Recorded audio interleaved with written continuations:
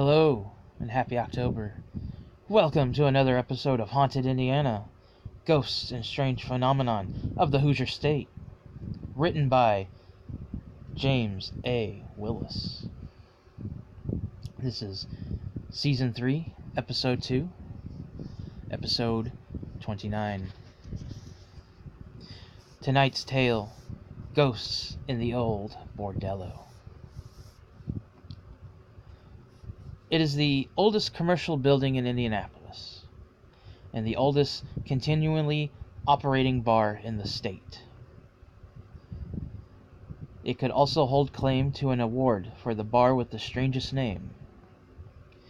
Based on the number of reported ghost sightings inside the building, a case could be made that the Slippery Noodle Inn is one of downtown Indianapolis' most haunted buildings.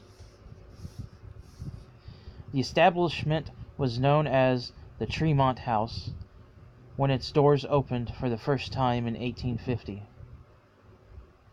Although the bar on the main floor has always remained the center of attention, even during Prohibition, it seems that the most supernatural activity has taken place on the top floor and in the basement. In the 19th century, the property was used as a stop on the Underground Railroad, with numerous fugitive slaves being hidden away here as they made their attempt to flee bondage in the South. Obviously, no records from this time mention how many slaves passed through the building, or even how they were kept hidden away while they were here. But the common belief is that once a slave arrived, he or she was secreted away to the basement and kept there until the coast was clear, and they could be moved to another building and closer to freedom. During Prohibition, beer was made illegally in the basement and served in the upstairs bar, where it was safe to do so. Of course, this attracted the attention of outlaws, and soon the establishment was filled with many shady characters.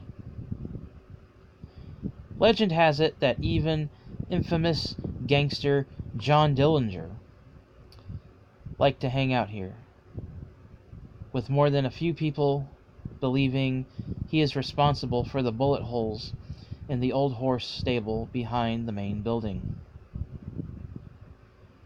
One good vice deserves another, so it was around this time that a bordello was opened up above the main floor. Composed of a short hallway with rooms on either side, this new addition allowed the ladies of the evening to offer their services to the men at the bar, and then bring any interested parties upstairs for a little alone time. The bordello is said to have remained open until sometime around 1953, when legend states that two men got into a quarrel over one of the working women. The fight turned violent, with one man stabbing the other to death and leaving the bloody knife on the bar as he fled out into the street.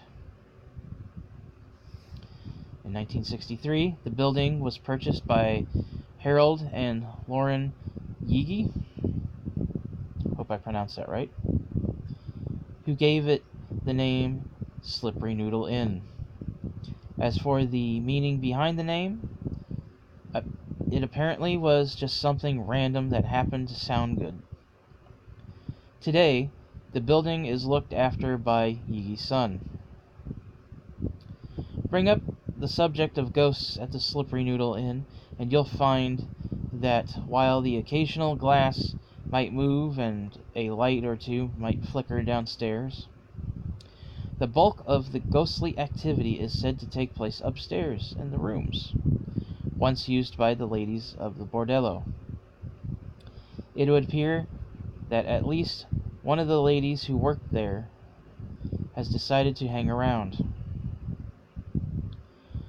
The doors to the rooms open and close on their own, One more than occasion,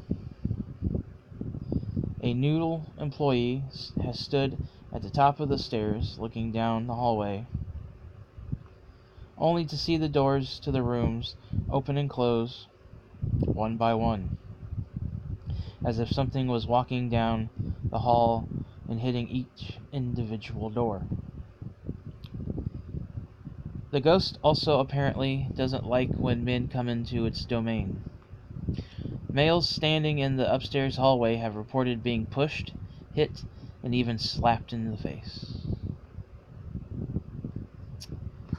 I hope you've enjoyed this episode of Haunted Indiana. Be sure to click that little bell icon to stay informed. You can follow me in all my social medias in the description down below. If you have any questions, comments, or concerns, please feel free to leave them in the comment section. And I will catch you all later. Hope you are having a happy October.